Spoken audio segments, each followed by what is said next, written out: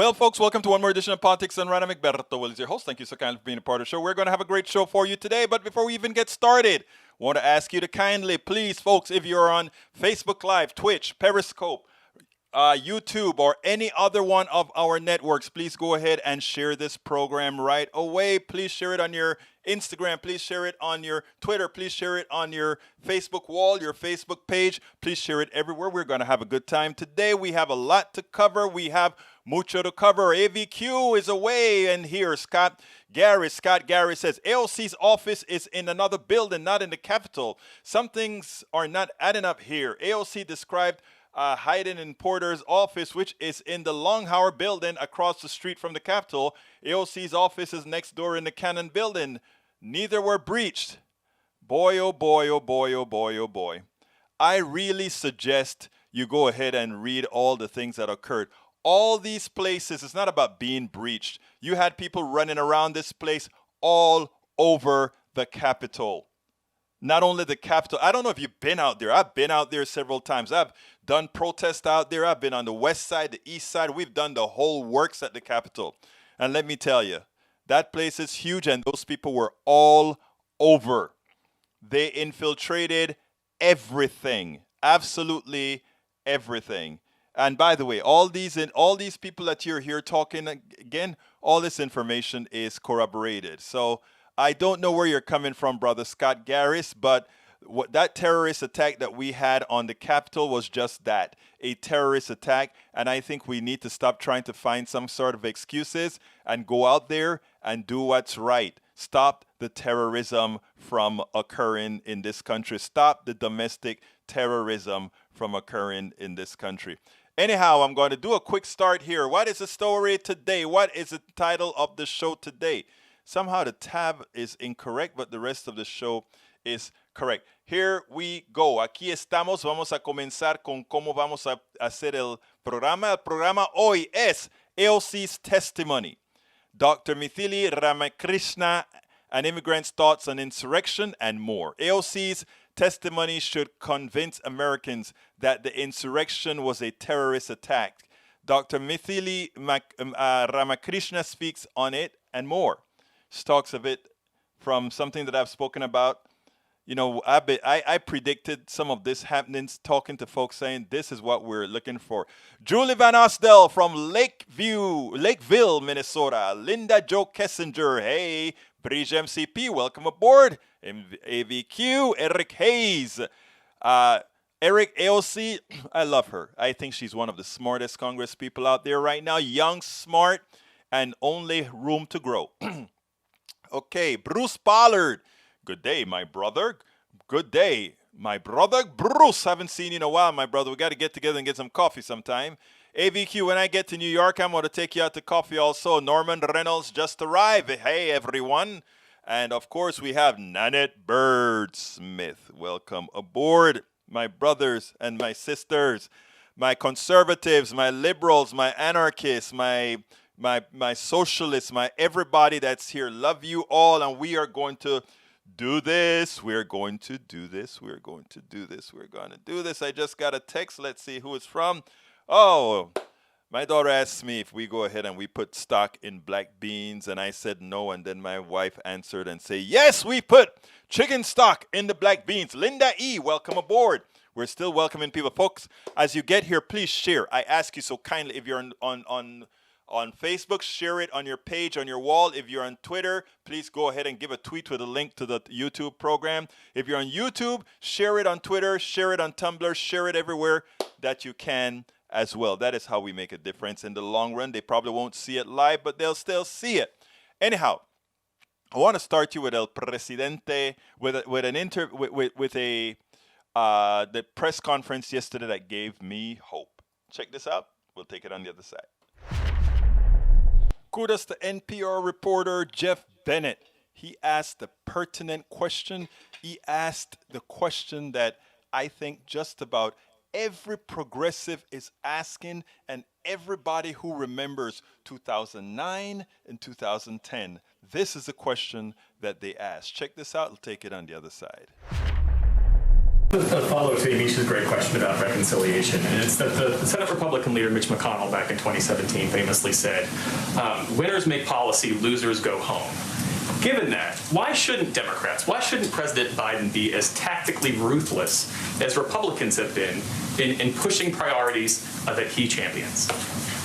Well, I think the president has been clear that he is encouraged by the pace and the rapid pace, I should say, that Speaker Pelosi and Senator Schumer are moving this package forward at.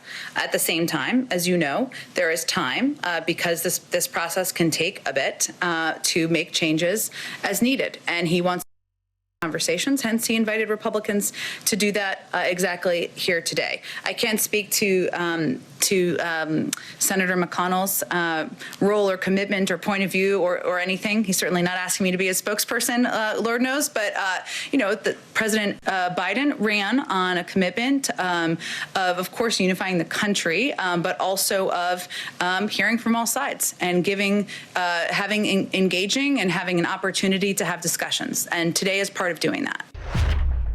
But remember, first and foremost, President Joe Biden's responsibility is to the people, not to Republican politicians, but to the people of America. And if the past is prologue, if we remember what we went through with the stimulus in 2009, if we remember what we went through with Obamacare in 2009, Republicans simply strung you along. They simply said, we want to make this change, that change, that change. And they get that change in because Democrats think we're doing the good thing, goodwill, and we're going to get some votes from these guys, and you got none. They cannot be trusted because, as Jeff Bennett said, they are tactically ruthless. Tactically ruthless. They do whatever it takes to get what they want. 3 Supreme Court judges under a president that didn't even win the popular vote. And they've gotten the most out of the judiciary with minority government. Think about that. So, Jeff Bennett, Biden must be tactically ruthless.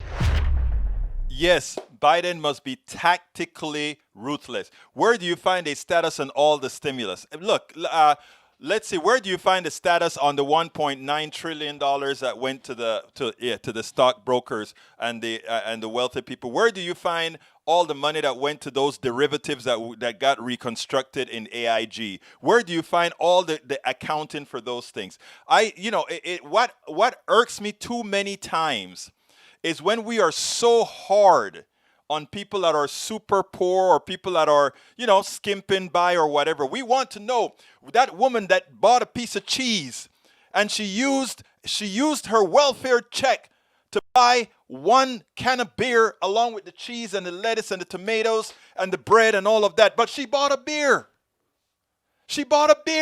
But thank you so kindly, Brent Jatko, for becoming a new supporter. Thank you so kindly. Hey, please, guys, join Brent. Please join Brent Jetko and become a new subscriber to Politics Done Right. Join Politics Done Right. Hey, Bridge, what is it called again? The PDR Posse. And we're going to have the PDR Posse cups soon, generated and created by one of our own members, Bridge MCP. She designed a new design that I'm going to implement in the cup. I'll try to do it tonight. I was kind of busy last night, Bridge, but I'll get it done. Anyhow, listen, guys. I want all of us here, conservatives, liberals, everybody, take a step back. Take a step back. And let me tell you what I mean by this. We have a tendency to be very hard on middle-class people. We have a tendency to be very hard on poor people. And when those poor people get a little crumb, and if they use that crumb to give them something of a little pleasure, or something that they otherwise wouldn't have, we want to come down on him.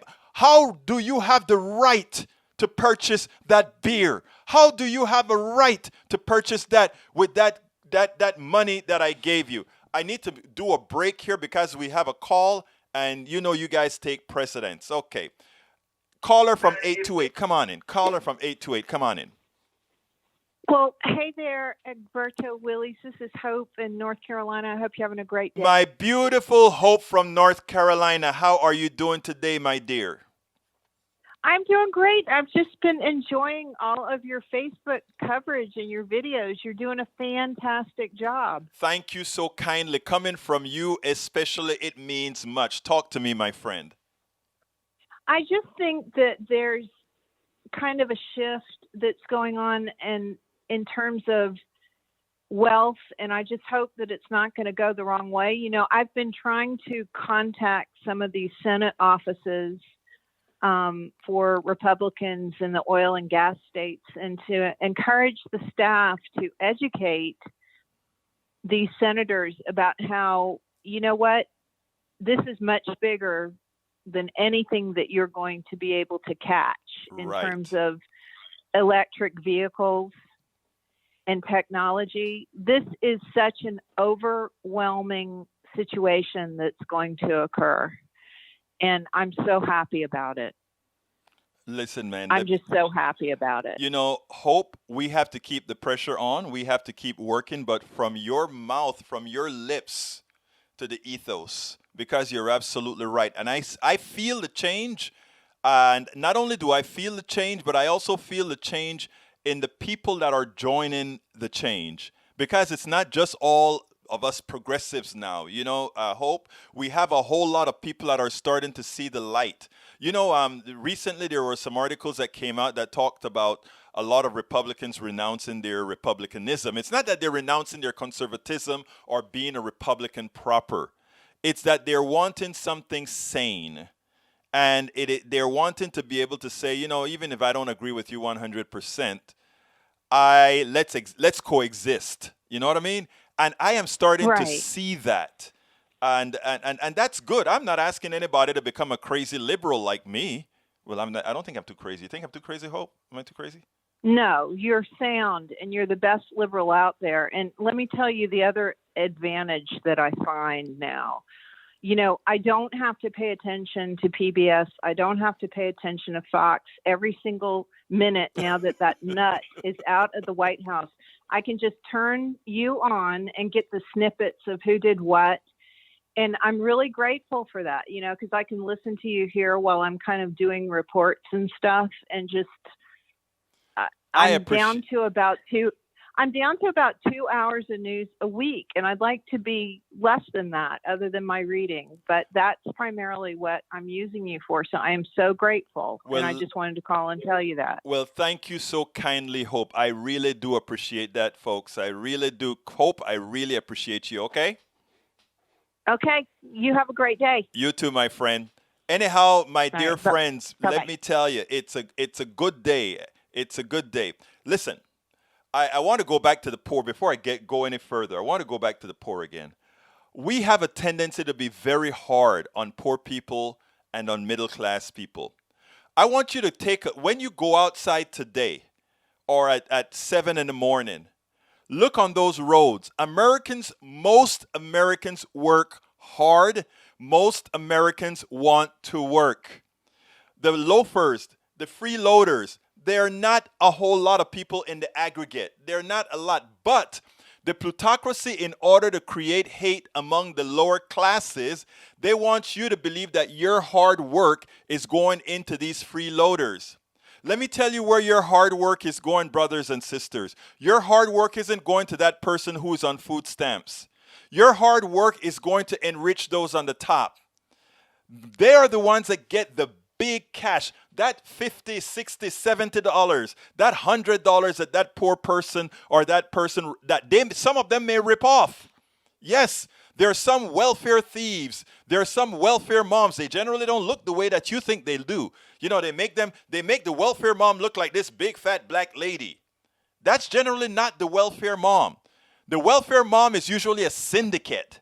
It's usually a syndicate run by somebody who knows how to do the thing, who really knows how to profit from the welfare system. And again, so I just want all of us to normalize our thinking and start to assign blame where it belongs. Yes, there are a few poor people that abuse the system. Yes, there are a few people that rip off the system, but most Americans want to work. Everybody in this room want to work. When you go out there and you go to the bus stop, you see people of all stripes. You see people of all colors, all classes, taking the bus, driving the car. They want to work. Many of those people that you're seeing there, people have given you the impression that they don't want to work. It's not true. So this started with something that Eric said. Eric, the people that have benefited the most from the government are not those people on welfare. It's the upper classes who have written the laws to take care of a few. Anyway, sorry for going on that tangent. What I want to do now is play AOC. AOC did a piece that was about an hour and a half long or so. And what I wanted to do is I went through that thing and I cut some of the basic pieces out to give it to you all so that, as Hope said, you don't have to spend all your time doing that, because there's a lot of and other superfluous things that doesn't have to be there.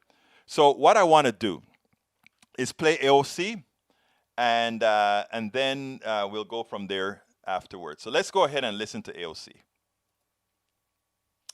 Where are you, AOC? Let's talk to you, AOC. I love her. I interviewed her a couple of times. All of a sudden, I hear boom, boom, boom, boom, boom on my door. And then I hear these huge, violent bangs on my door, and then every door going into my office. No voices. There were no yells, no one saying who they were, nobody identifying themselves, and just boom, boom, boom. And I just get up like this, and I run over to the legislative office, and I run over to G, and G just looks at me back, and he just goes, hide, hide, run and hide. And so I run back into my office. I slam my door.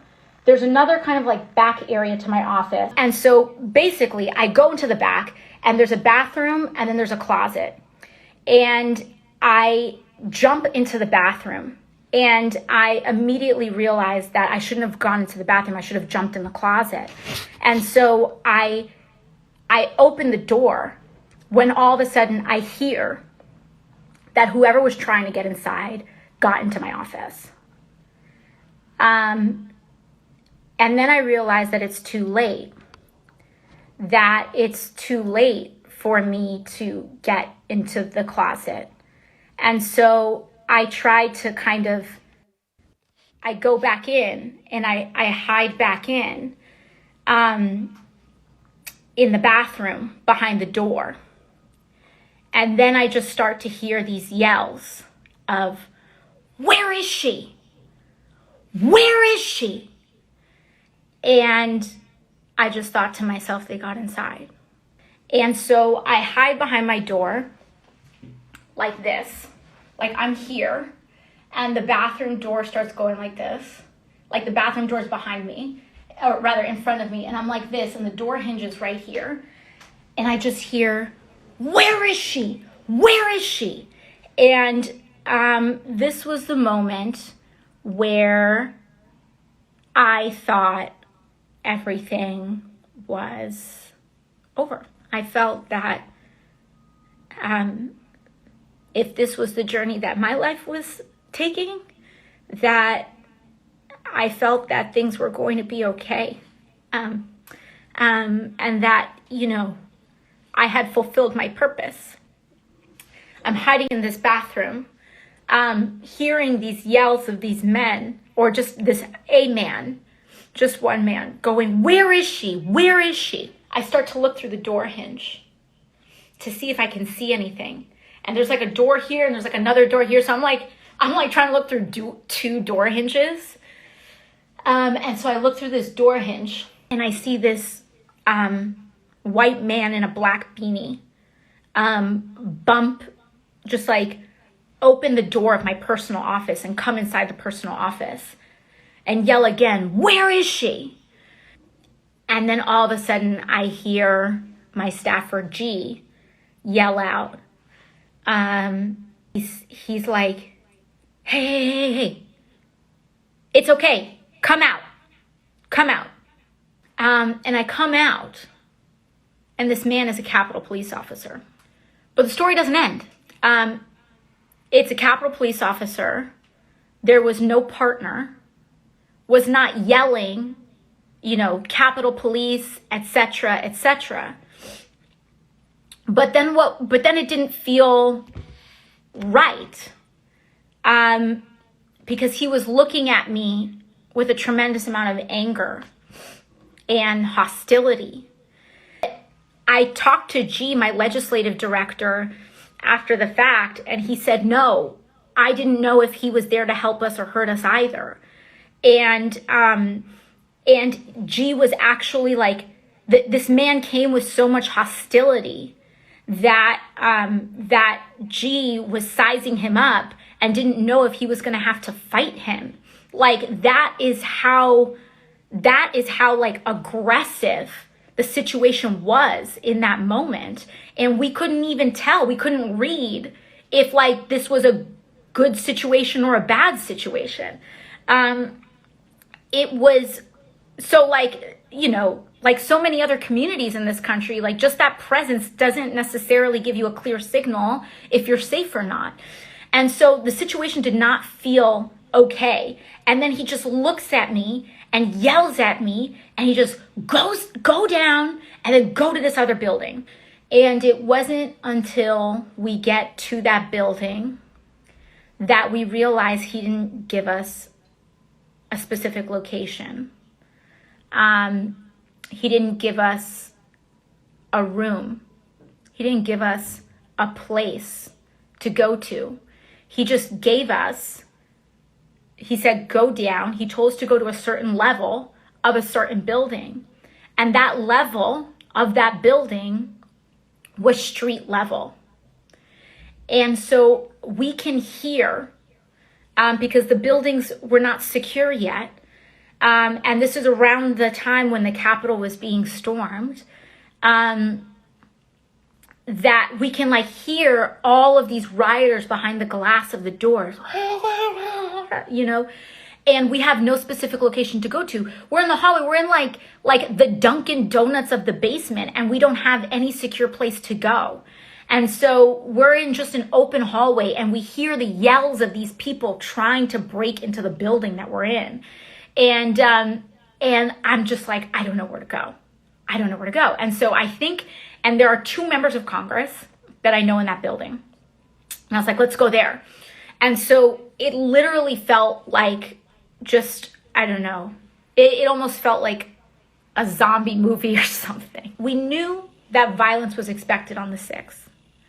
We knew that violence was predicated on someone telling the lie, the big lie about our elections. We knew all of this in advance. We knew that violence was planned for the 6th. We knew that violence depended on the lie, on someone upholding the lie that our elections were fraudulent.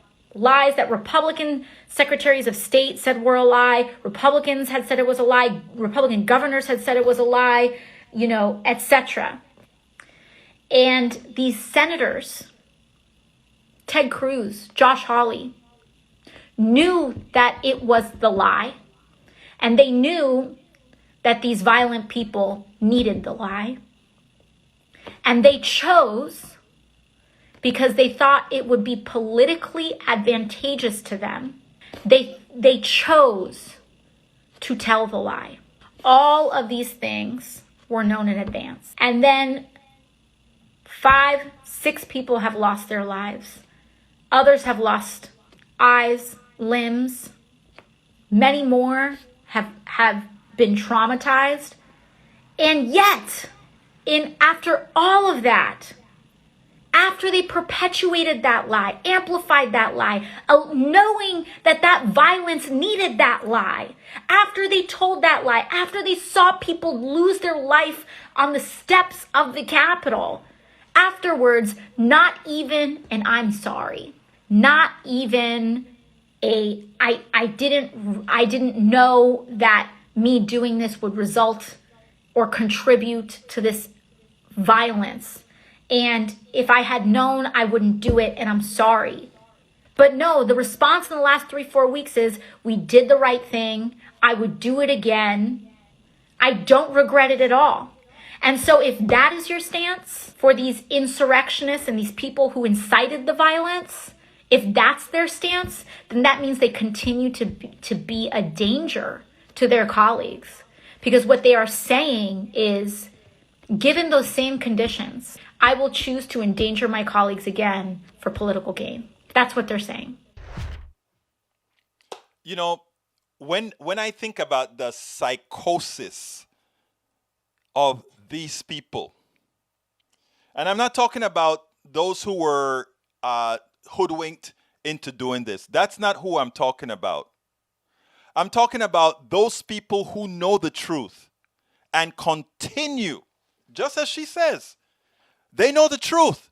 They know that election fraud didn't cost Trump the election. He just didn't win the votes. Republicans can't win a popular vote in America any longer. The policies just don't square out. It's a near impossibility unless progressives don't vote. But otherwise, it's an impossibility for Republicans to win. So they are willing to destroy the country instead of moderating what they believe in, instead of coming closer to what most Americans want. So they rather destroy the country. The pathology behind that. Think about it, brothers and sisters. The pathology that you are willing to destroy a country, you are willing to become a terrorist within your own country because you didn't get your way. And that is what makes them dangerous, and that is why all those insurrectionists, the ones that were there are a lot of folks out there, and like I said, a lot of you get on my case for saying there are good people out there too, confused, thinking that somebody's taking something away that they never really had. That's who they are. That's who I want to reach. That's why I wrote my book. And by the way, I'm going to plug it right now. It's worth it, how to talk to your right-wing neighbors, friends, family, all of that. You know why? Because we have to do it. We have to do it. All of them are not crazy. All of them are not evil. All of them don't want to do what the insurrectionist, the one that wants to crack open somebody's skull, the one who knows that the truth is that Trump lost. Trump never, ever won. So I am saying, don't just look at them as crazy. They're not. It's amazing how psychology works. So folks, if you are with us, please go ahead. Click that join button and become a member of our YouTube channel. Click that join button. I need you to become a part of the posse. What is it called again, Bridge MCP? The PDR Posse. Likewise, if you want to go ahead, you can go ahead and visit us. Go to politicsdoneright.com/YouTube. Again, that is politicsdoneright.com/YouTube. If you're not on YouTube, you can still become a part of our YouTube posse by doing that. If you join right now, I'll call you out in real time, like I did with brother. Let me pull that brother up right now, like brother Brent Jetko. He joined today, so please go ahead and join today. I want to call you out, and likewise, you can support us via becoming a patron. Since we're at the beginning of the month, is the best time to become a patron. That's politicsdoneright.com/patron. Patron is spelled Patreon. Patron is spelled Patreon. Politicsdoneright.com/patron. You can also become a supporter via PayPal. Politicsdoneright.com/PayPal. Politicsdoneright.com/PayPal. And if you want to stay on Facebook, I don't put this one out much because we haven't built out the group completely yet, but I'd like to get a lot of members there. You can always go to politicsdoneright.com/Facebook. And folks, you can buy our goodies at our store, politicsdoneright.com/store, politicsdoneright.com/store. And of course, if you want to get our book on Amazon, here is the book on Amazon. That's a link to get the book on Amazon. But if you want to get it at our store, you can also get it at our store. Okay, our next guest is Mythili Ramakrishna. She's going to talk a little bit about an immigrant perspective of the insurrection, and she's also going to introduce her new podcast called The Synaptic Explorer. Love it. Check this out. No, my show is not a 501c3. 501c3 have restrictions as far as what politics you can say. 501c4s have some different restrictions, but we'll talk about that if you want me to discuss why I'm not a 501c3. Okay, let's go ahead and listen to Mythili Ramakrishna. Welcome to one more edition of Politics Done Right. Today, I am honored once again in under 30 days to be with Mythili Ramakrishna for a very special reason. She started a new podcast. And let me tell you, folks, down in the blog, you're going to have a link to it. I want everybody to subscribe to it. It's called The Synaptic Explorer. Dr. Mythili Ramakrishna, welcome to Politics Done Right once again. Thank you, Egberto. It's my honor. It's a pleasure talking to you as always. Well, look, let me tell you, I did a first listen of your site. I got to be honest, I didn't listen to the entire hour because it was late at night. I was pretty busy, but I just wanted to see how it sounded. And I love everything about your website. I love it puts you into an environment that makes you ready to listen. So thank you for doing that. You're very kind. Thank you so much. I appreciate you saying that. Now, but in as much as we want to talk about this new podcast that you want to do, I want to pick your brain first of all, because sure. On January 6th, something happened in America that I thought I would have never seen. And for those of us who are immigrants, I'm an immigrant, you're an immigrant, it was not unexpected, but at the same time, it was shocking. Why don't you tell me what you felt the first time that you really understood what was happening? So, I the first time I watched that, it brought back childhood memories of what happened on December 20th in India in the 1990s. A group of Hindu nationalists in India went to probably one of the largest masjid or, Muslim prayer hall, and a very ancient one at it, and broke it down. And we called it Black Friday. And they did it on a Friday because Muslims were praying on Friday. And you're talking about, I often bring that comparison because I have a master's in public administration, and I took a lot of political science classes in America.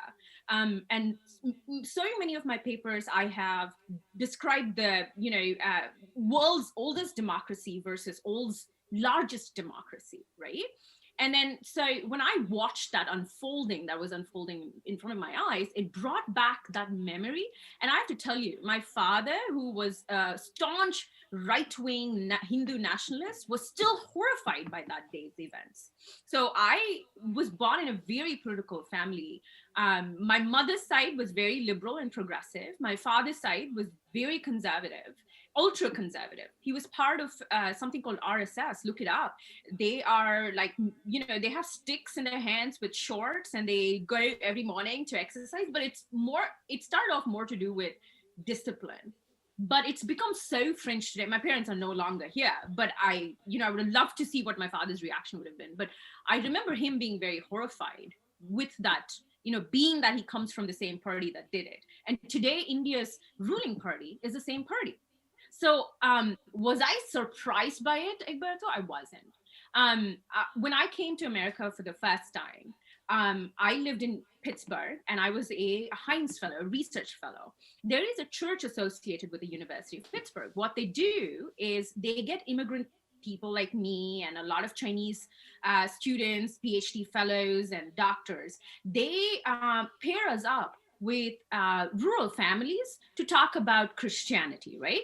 And harmless, right? And these are people who are still my friends, and I've gone to their houses, but I have seen a progressive, radicalization.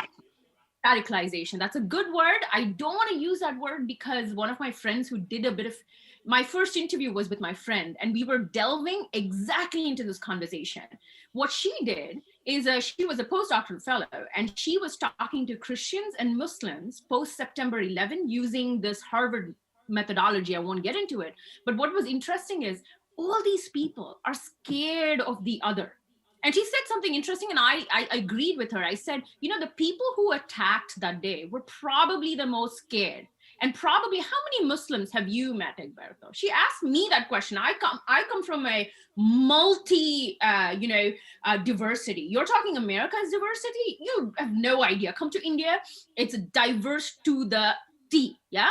And even I don't have as many Muslim friends. Like, I am someone who's very progressive, very whatever, I always meet people. So I think I honestly think I was not surprised. I did know that it would go to that route.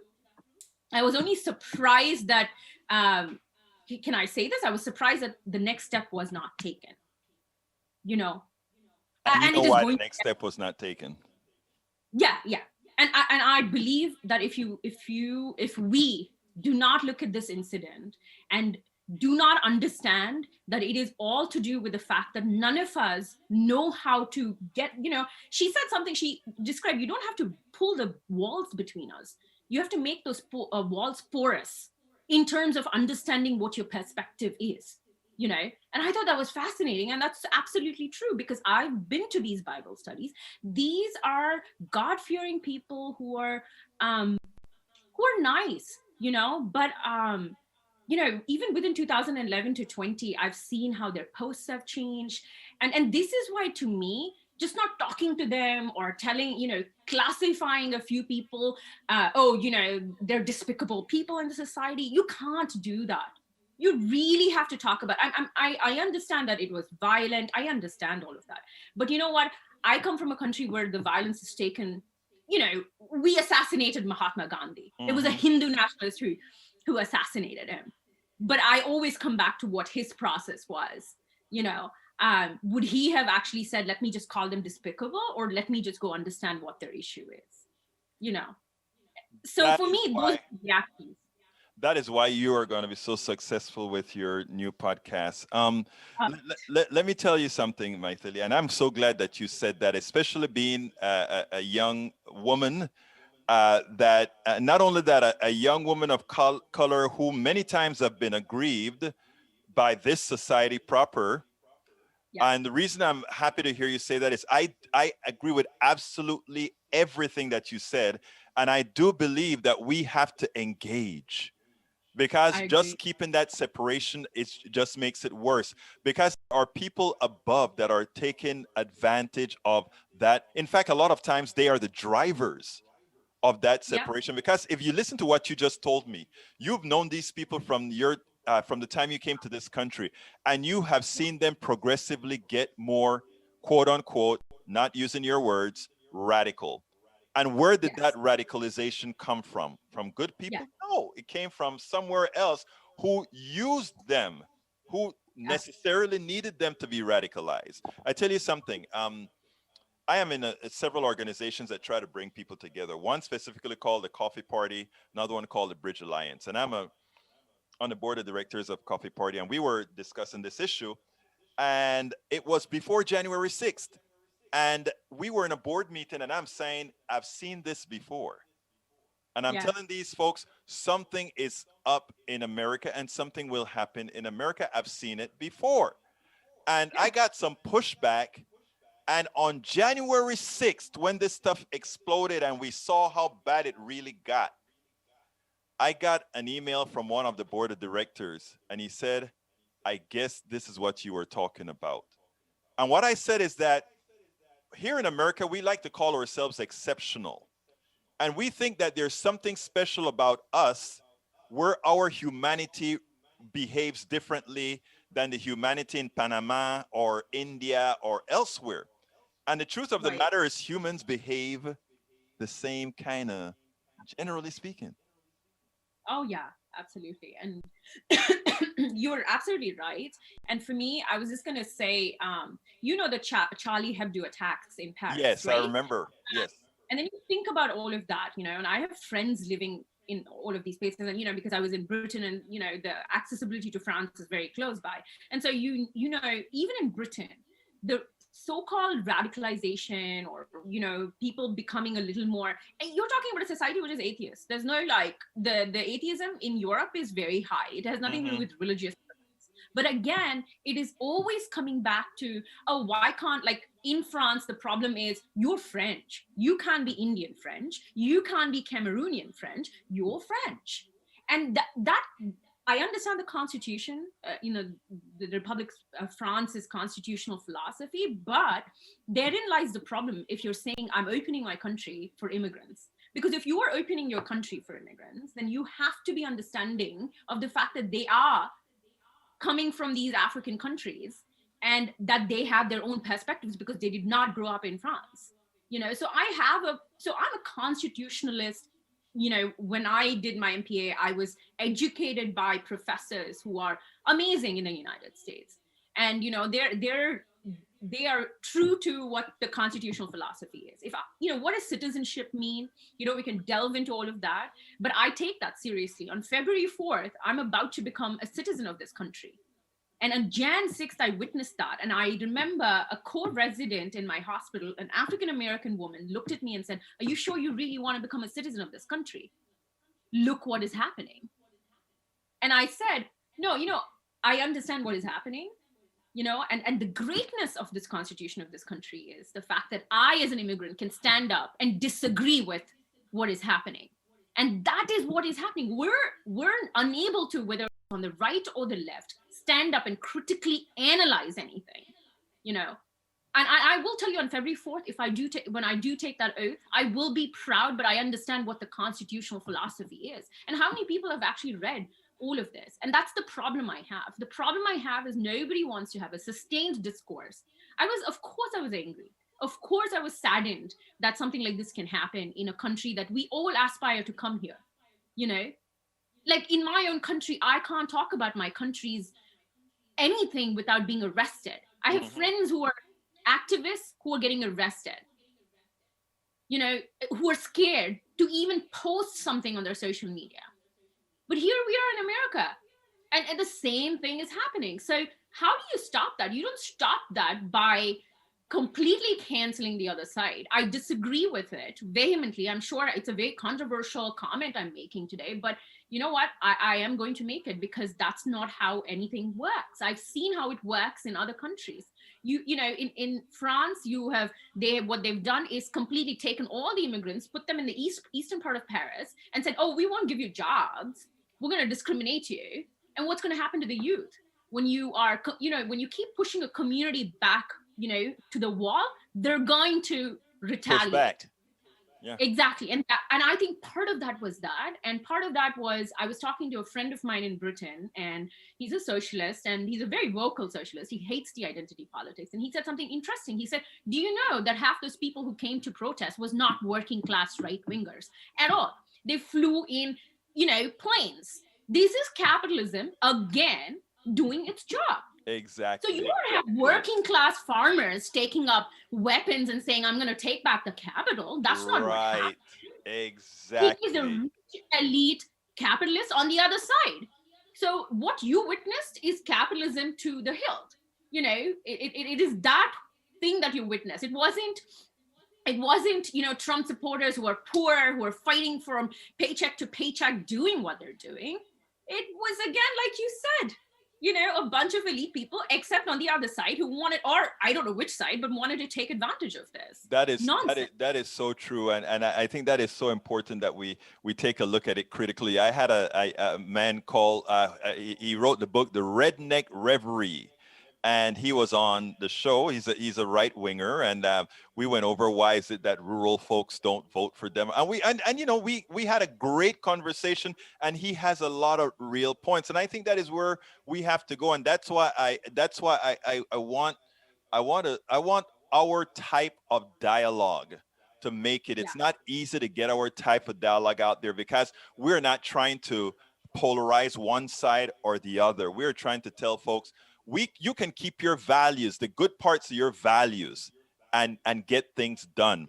And you can learn to listen to somebody whether you agree with them or not. And I think young people like yourself coming up and sharing that stuff, you don't, you know how great it was to hear you say you're not into the cancel culture, because I've spoken about what occurred in Berkeley, where they canceled the right wingers from coming to speak. I want them to speak. Many times they are there. Some of the things that the right wingers stand for that is incorrect. Many times letting them vocalize it is its best antidote.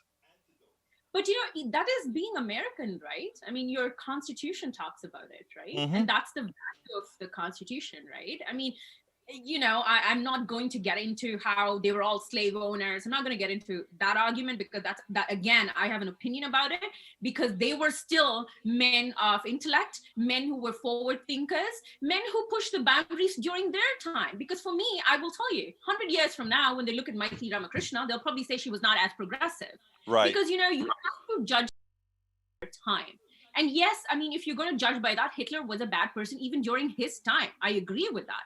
But if you're going to say, I'm going to pull down, President Grant's statue, a man who fought for the, for the right side during, your Civil War, I'm sorry, I am not going to support that. But am I a right for that? I mean, this is what I'm saying. The problem with all of us is that we do not know, like you said, how to dialogue. And you know what's the funny thing about it? I don't even care. Look, people put a whole lot of effort into statues and pulling them down or whatever. Instead of spending the money to pull down a statue, take the money that would have taken to pull down a statue and go feed a few people in the. I agree. I said the same thing. Yeah, I am not into that. I am into working with people. If I go ahead and I go to Panama and I look at every statue in Panama and you would go crazy. And when it comes to what I do when it comes to the founding fathers is, a lot of people revere the founding fathers. For me, they made an elastic clause in the Constitution that allowed it to change, that eventually things could change. And I don't revere them. I don't hate them. Yeah. I look at them for exactly what they were, men looking out for themselves, and that we could actually do things. But absolutely. I want to move our subject because we're coming close on time here, and I want to talk about something called the Synaptic Explorer, conducting conversations to connect after. This is how you. I want you guys to listen to say how this stuff starts. It says, conducting conversations to connect after having lived and worked in 3 different continents and having worn many different hats in the recent past: researcher, doctor, public health professional, city planner, social entrepreneur, activist, and so on. And that is who she is. And let me tell you, with all of that experience, folks, the Synaptic Explorer, I want you to go ahead and listen to that thing. Why did you call it the Synaptic Explorer? Explain that to us, because we're not all doctors here. What is that? Okay, but you don't have to be a doctor per se, but I will tell you, synapsis or synaptic is a Latin word. It's basically 2 neurons. In our brain, when the brain has to send message to its limbs and everything, it goes through neurons, and it has these synapses or connection between 2 neurons. The message has to fly from one nerve to another nerve for your body to understand.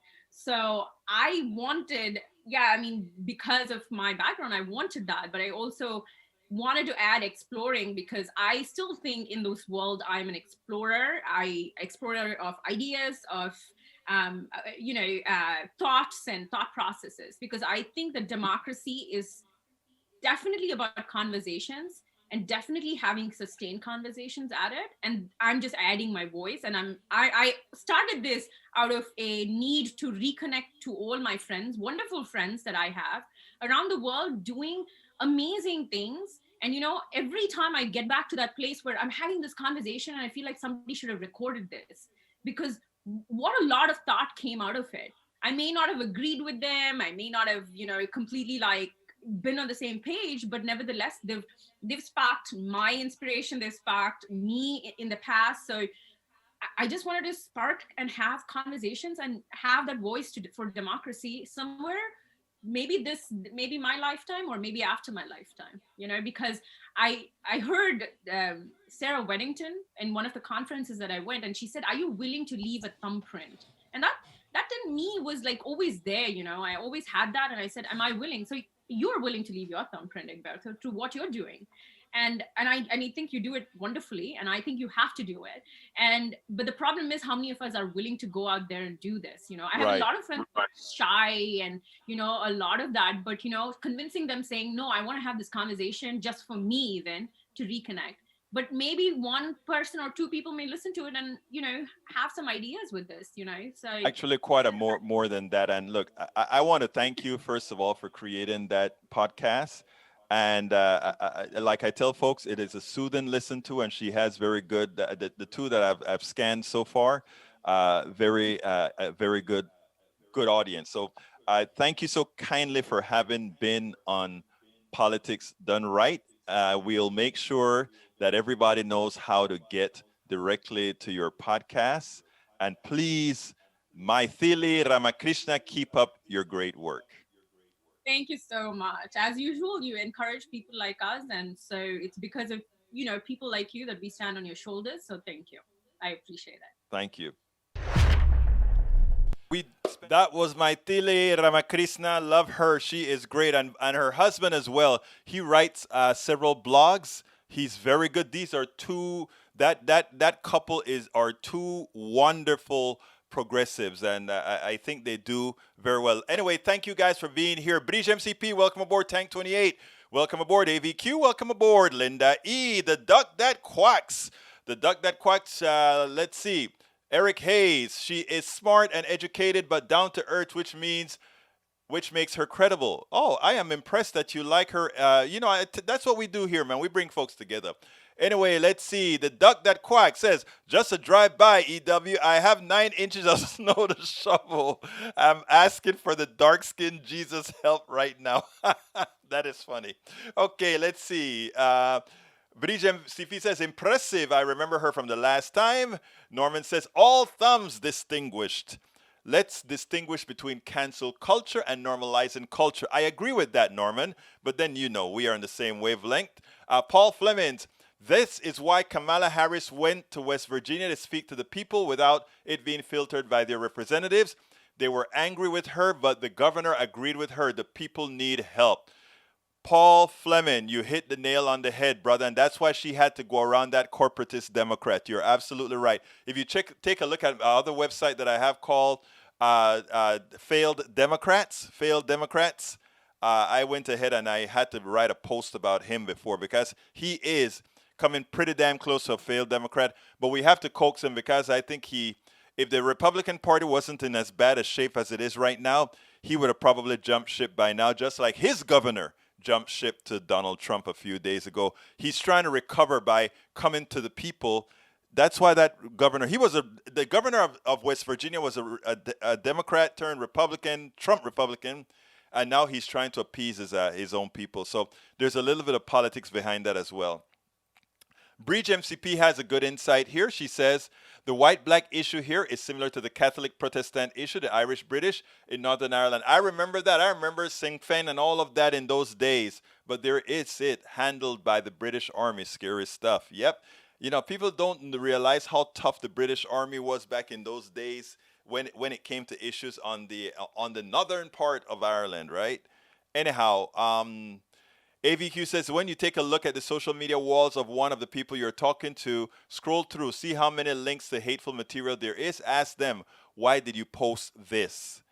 That is how you open a conversation as well, AVQ. So I am with you 100%, 100%.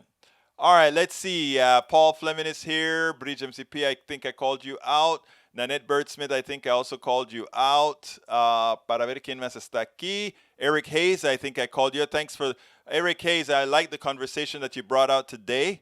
I kind of give a little bit of a wheeze to my conservative brothers and sisters here as well because I love that they're here. Hey, folks, I just came up to my link. Go buy my book. I don't think I've gotten any sold today. No, I haven't gotten any sold today. So make my day. Buy my book. I haven't sold not ceros. Un poquito. Cero hoy vendí. And it's good stuff. Get it and donate it to your relative, and they'll like it. Some of them will throw it in your face and say, why did you give me this? Norman Reynolds, welcome aboard. Joseph Williams, welcome aboard. And Joseph Williams had something to say, replying to Daniel Ledo. He said, let us know You feel when some targets your life. Trauma is real. Yes, it is. Yes, it is. And you know, many of us have to learn that the hard way. You know, Patrice Slater Lee, welcome aboard. ¿Quién más está aquí? Let's see. Daniel Ledo, welcome aboard. Nanette Birdsmith, I think I called you out. Terry Robertson Elder, welcome aboard. And if I miss you, just drop me another line and I'll call you out. Let's see who else is here real quick. Para ver quién más está aquí. If I miss you, I don't like calling people out. So just drop Brent Jetko, welcome aboard. I want to salute everybody. Linda E, I think I saluted you already. Okay, I'm scrolling down. Of course, Bridge gave us the PDR Pasi señal, la señal del PDR. Okay, continuing. And I think I got to the top. Let me get to the bottom and see if I got anybody that I forgot. But put your name to the bottom. I want to call you out. Anyhow, you wrote a book. Who wrote a book? Bridge, you know I wrote all these books, Bridge. I thought you knew that, Bridge. You're part of the posse. My weight loss book, this book, it's worth it, and As I See It. You know that, Bridge. Anyhow, folks, please go ahead and I got to get out of here. It's almost 4. It is 4 o'clock. Anyhow, before I go, I want to give you the link one more time, please. You can get the book at Amazon. And how do you get that book at Amazon? Let me go ahead and tell you how you get that book at Amazon. Whoops, that's how you get it. That's the link there. And by the way, you can also join our posse by going to politicsandright.com, youtube.posse. Guys, I got to get out of here. Thank you so kindly for spending this time with me. I know your time is valuable. I love you all. Thank you all for being here. And who wrote those books behind me? Who knows? It's a green screen. Anyhow, folks, my name is Egberto Willies. This is Politics Done Right. And you know how I end this baby. I am what? Out!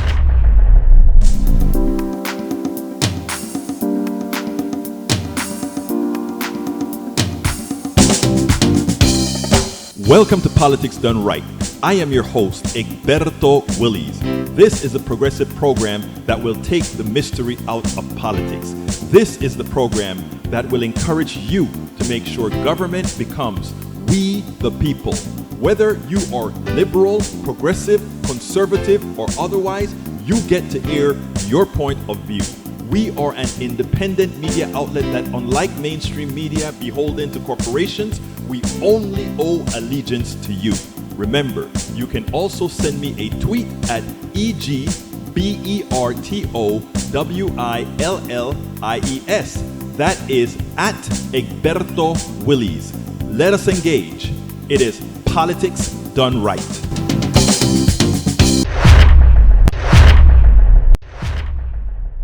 We spend a lot of time deconstructing the news, trying to parse it into a form that everybody can understand. We try to find those little nitpicks where it flies above the fray, etc. If you really like these videos that we do, I want to ask a big favor. Please go ahead. Number 1, subscribe to our channel. And number 2, please join if you can. Thank you so kindly for watching. Keep watching. Please remember to share. We must populate the entire internet with our progressive message, a message that we know is what most Americans say that they want. So help us, please join.